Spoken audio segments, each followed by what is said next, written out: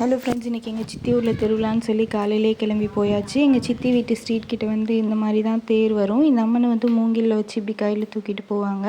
அதுக்கப்புறம் அங்கே ஒரு இடத்துல நிறுத்திட்டு வந்துட்டு நம்மளோட அர்ச்சனை தட்டெல்லாம் கொடுத்துட்டு அர்ச்சனை பண்ணிவிட்டு அப்படியே அம்மன் கிட்ட ஆசீர்வாதம் வாங்கிக்கலாம். இந்த மாதிரி தான் கூட்டமாக இருந்து ஆசீர்வாதம் வாங்கிக்கிட்டு அதுக்கப்புறம் என்னோடய ஒர்க்குக்கு டைம் ஆயிடுச்சுன்னு சொல்லிவிட்டு நான் அப்படியே லேப் எடுத்துகிட்டு லாகின் பண்ணிட்டேன். ஒரு ஹாஃப் டே ஒர்க் பண்ணிவிட்டு அண்ட் மதியம் லன்ச் டைம் வந்துடுச்சு. லன்ச் பார்த்திங்கன்னா ரைஸ், சாம்பார், அப்புறம் உருளைக்கிழங்கு, அப்புறம் ஒரு ராகி ஸ்வீட்டு, மோர் ரசம்னு சொல்லிட்டு ஒரு ஃபுல் மீல்ஸ் இருந்துச்சு.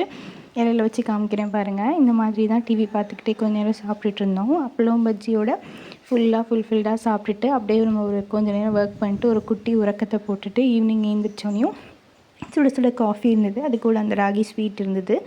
இது வந்து என்னோடய குட்டீஸ் எல்லாம் இருந்தாங்க. அவங்களோட பஜ்ஜி டீயோடு வச்சு ஃபுல்லாக சாப்பிட்டுட்டு அண்ட் அதுக்கப்புறம் அவங்க ஹைட் அண்ட் சீக்கெல்லாம் விளையாண்டுட்டு இருந்தாங்க. அப்படியே பார்த்துட்டு நைட் ஆகிடுச்சு. அப்படியே கசின்ஸ் கூட உட்காந்து சேட் பண்ணி பேசிட்டு நைட்டு கிளம்புற டைம் ஆகிடுச்சு. இதுதான் திருவிழா ஸ்ட்ரீட்டு. எல்லார் வீட்லேயும் லைட்லாம் வச்சுருந்தாங்க. அதுக்கப்புறம் அப்படியே மீல்ஸை முடிச்சுட்டு என் தம்பிங்களோட விளையாண்டு கொஞ்சம் நேரம் ரூபிக் ஸ்கொயர்லாம் பண்ணிவிட்டு அப்படியே வீட்டுக்கு கிளம்பியாச்சு.